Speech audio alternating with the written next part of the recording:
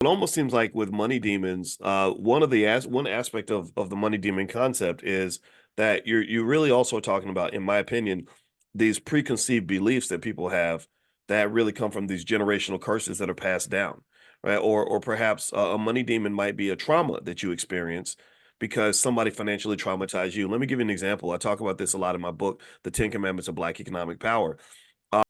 And your cousin just ghosts you or disappears and doesn't want to pay you back, and then every conversation becomes awkward after that.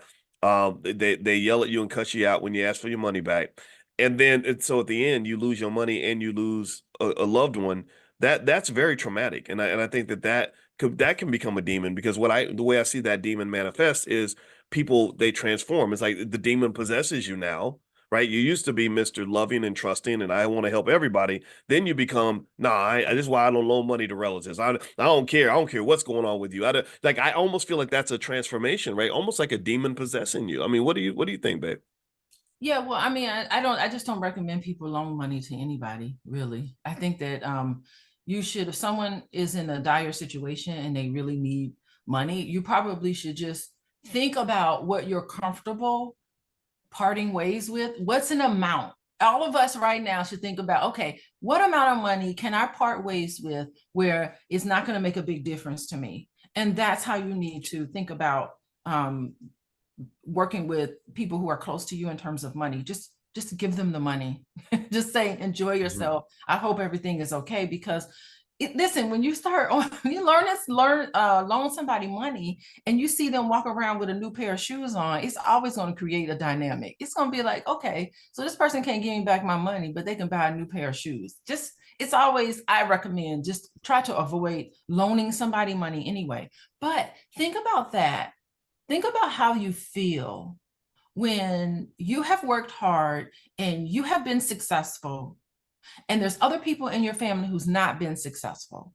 I mean, that's also a money demon as well, because there's this guilt that comes, that you feel like survivor guilt, and you have made decisions and you have decided to structure your life in a way where you have success, but you don't understand that you worked really hard for it. It's not luck that got you where you are. It's, for many of us, it's hard work.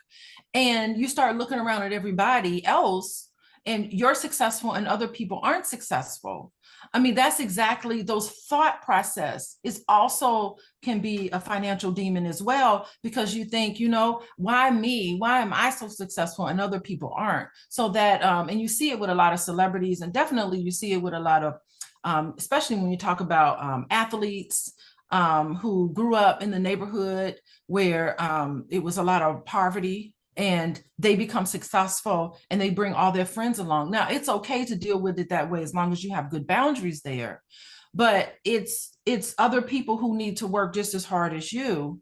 And they also need to, also show and prove that they have this, this ability to be able to come up with you. So I think it's beautiful to come up, bring everybody who's available and who's willing to do the work, but you still have to do the work, and there's no substitute for that. Well, it's funny, and I think this is a good opportunity for you and I to see things from different perspectives. First off, when you said use that word recommend, like I recommend people do this. I One do thing I recommend. always, That's just one my thing I recommendation. well, no, no, one thing, yeah, one thing I always tell everybody is I don't give financial advice. I don't, because you have to have a license for that. But then also, I don't want to tell you what to do. I'd rather establish a framework for you to use to make decisions. And I want you to just make sure, when it comes to taking risk, because everything's risky. Money's risky, love is risky, trusting people is risky.